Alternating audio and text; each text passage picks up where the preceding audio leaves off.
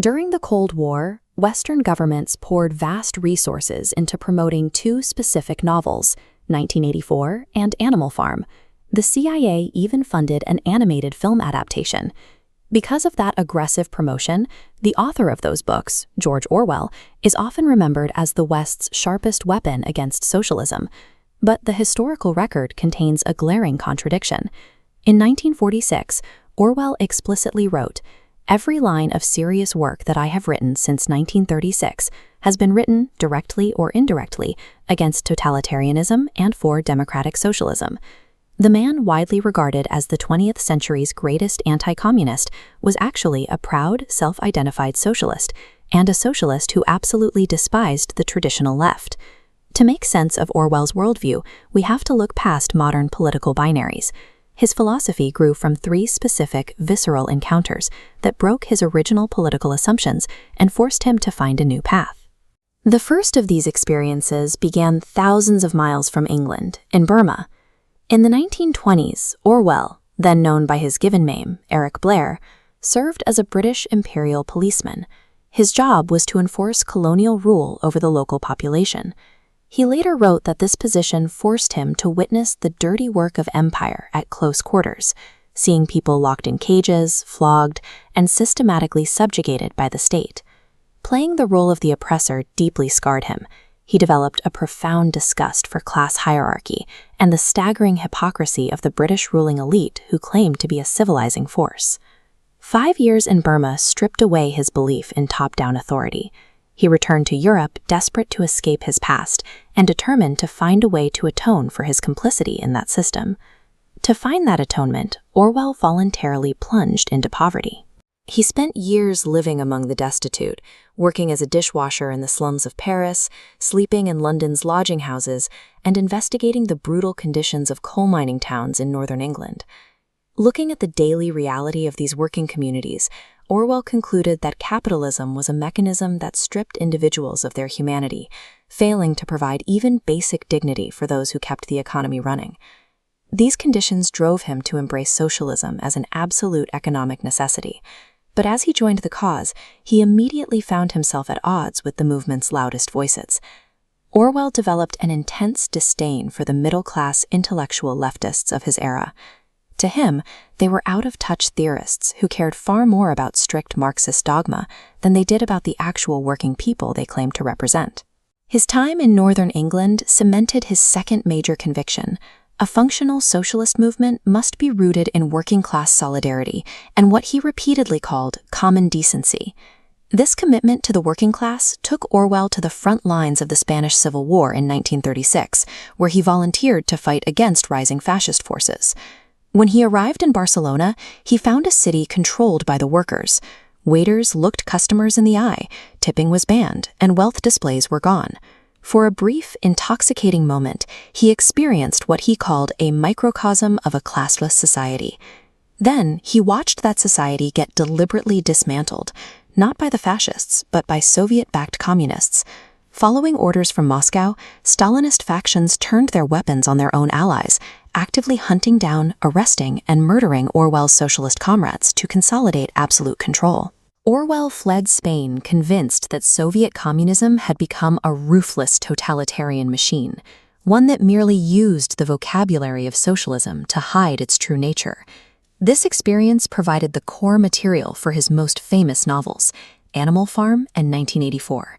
Orwell wrote these stories as a warning, highlighting how revolutions are betrayed by totalitarian forces from within. He relentlessly attacked smelly little orthodoxies. Concepts like doublethink, newspeak, and Big Brother are universal warnings against intellectual conformity and manipulated facts. George Orwell's legacy isn't easily claimed by any modern political faction. His life challenges us to reject blind loyalty and ideological dogma, leaving us with an uncomfortable question. Are you actually fighting for human decency, or are you just serving in orthodoxy?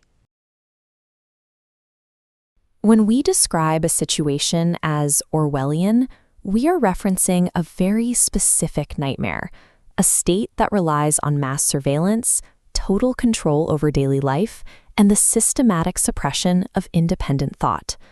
Long before he mapped the architecture of totalitarianism, Eric Blair was born into a system built on it.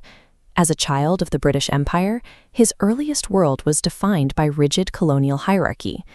In the 1920s, he joined the imperial police in Burma. Here, he experienced what he called the dirty work of empire at close quarters. His daily job was to enforce the laws of a colonial power on a subjugated population, laws he increasingly despised. Arresting and locking up locals took a severe psychological toll. Blair found himself trapped between his privileged upbringing and a crushing crisis of conscience. He realized he could no longer serve as an agent of oppression. He resigned his post and chose a radical form of rebellion. He deliberately plunged himself into poverty, living among the destitute tramps of Paris, the homeless of London, and the unemployed coal miners of the industrial north of England. To publish his accounts of this destitution without embarrassing his upper-middle-class family, he adopted a pen name. Eric Blair became George Orwell, forging an entirely new identity rooted in the struggles of the working class. Through this immersion, Orwell formulated a staunch belief in democratic socialism. He envisioned a society where ordinary working people would rise up, dismantle the oppressive class hierarchy, and govern themselves. He concluded that genuine equality had to be built from the ground up, entirely free of elite control. It was a potent, idealistic vision. But within a few short years, that idealism would be tested and shattered on an actual battlefield. In 1936, Orwell traveled to Spain to fight on the front lines of the Spanish Civil War against fascism. Joining a leftist militia, he initially saw this conflict as a rare moment where his socialist ideals were being put into real-world action. Then, the revolution was hijacked from within. Soviet-backed communists maneuvered for control of the Republican forces, unleashing a violent purge against their own leftist allies to consolidate power. Orwell witnessed the international press actively rewriting history. Through sheer propaganda, his innocent comrades in the militia were branded as fascist spies, their actual service erased from the record. Military defeat was a visible danger, but Orwell saw a deeper threat in organized lying. If a state could dismantle objective reality, the very concept of freedom would cease to exist. To process Spain's horrors, Orwell wrote Animal Farm. A simple fable on the surface, it's fundamentally a brutal warning of manipulated revolutionary rhetoric. The promise of equality is warped by a power-hungry few, until the new dictatorship becomes indistinguishable from the old. Finding an audience for this message proved difficult. During World War II, publishers repeatedly rejected the manuscript, terrified of printing anything that criticized the Soviet Union, who was then a crucial Allied partner. When it finally reached the public in 1945, Orwell effectively proved his point. The language of liberation is routinely hijacked by those looking to build the architecture of tyranny. In the wake of Animal Farm's massive success, Orwell suffered the sudden, tragic death of his wife. Grieving and exhausted, he retreated to an abandoned, remote farmhouse on the bleak Scottish Isle of Jura. As the geopolitical paranoia of the Cold War began to settle over a shattered Europe, Orwell was actively fighting severe tuberculosis. He was effectively racing against his own failing body to issue one last warning. In a state of near-total physical collapse, he took every political abuse he had tracked over his lifetime, the surveillance, the propaganda, the erasure of history, and synthesized them into his final masterpiece, 1984. Readers often mistake the novel for science fiction. Orwell intended it as a diagnostic mirror. He was projecting the totalitarian tendencies already taking root across Europe to their logical, terrifying conclusions. He mapped out the anatomy of the ultimate totalitarian endgame. It's a society governed by the omnipresent Big Brother, maintained through the absolute surveillance of every citizen's actions and even their unspoken thoughts. To maintain this control, the state creates newspeak. By systematically deleting words and oversimplifying the language, the regime ensures that forming a rebellious or dissenting thought becomes literally impossible. In Oceania, the state abandons the pretense of building a utopia. Power is no longer a means to an end. The infliction of pain and the exercise of absolute control is the end itself. To Orwell, freedom was synonymous with the right to state objective truths. to say that 2 plus 2 makes 4. He left behind a warning: if the truth can be manufactured by the powerful, the individual effectively vanishes. Imagine waking up the very next day after the revolution. The oppressors are gone. The land is yours. For a brief, intoxicating moment, total liberation feels entirely real. Everyone suddenly stands on equal footing.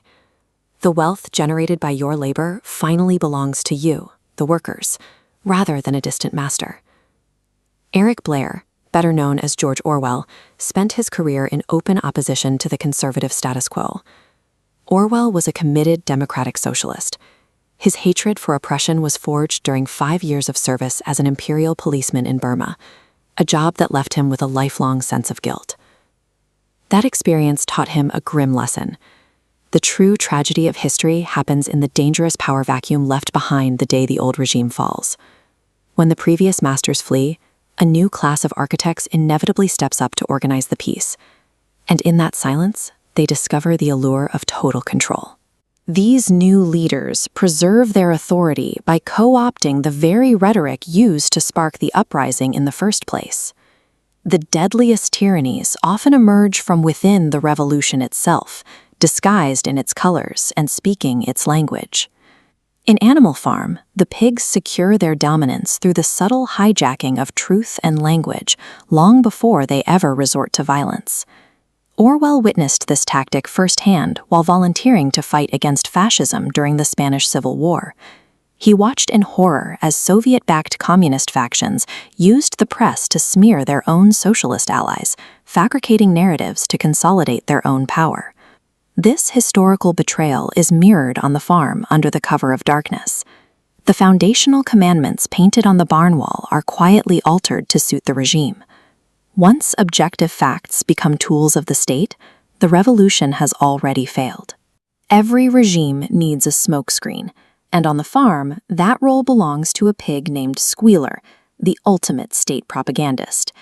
Squealer operates on doublethink. The regime deliberately distorts language, crushing complex ideas down until dissenting thoughts become impossible to even articulate. Violent realities are hidden behind sterile, bureaucratic phrases. Starvation is a readjustment of rations. Brutal executions are special treatment. By stripping nuance and honesty from the vocabulary, the state dismantles the population's very capacity for critical thought. Slowly, the commune becomes a proto-surveillance state. The workers are kept perpetually exhausted and paralyzed by a manufactured atmosphere of paranoia. The pigs invent a constant, invisible enemy. Every misfortune is blamed on the exiled pig Snowball, keeping the animals in a fearful state of dependency. Here, the thematic lines between Animal Farm and 1984 dissolve. The regime focuses entirely on power for the sake of power. The goal is to break the population physically and mentally until they accept blatant absurdities, like the state declaring that 2 plus 2 equals 5. Total control is achieved only when the population voluntarily surrenders their perception of reality to the state. The fable concludes with a chilling image. The workers look through the farmhouse window, watching the pigs dine with the human farmers, realizing they can no longer tell them apart. In a strange historical turn of events, the CIA secretly funded animated adaptations of Animal Farm during the Cold War. They weaponized the fable as pro-capitalist propaganda, stripping away its complexity to serve Western geopolitical interests. Orwell directed his critique at totalitarianism of global superpowers, the leaders who weaponize the language of equality to consolidate their own power. Taking a democratic socialist's warning and manipulating it into state-sponsored propaganda is, ironically, the ultimate Orwellian act of narrative control. Animal Farm stands as a grim testimony to the extreme fragility of freedom. It reminds us that our most vital defense against authoritarianism is the uncompromising defense of objective truth and clear, honest language. Because the moment we allow our leaders to dictate what is real, the farm itself is already lost.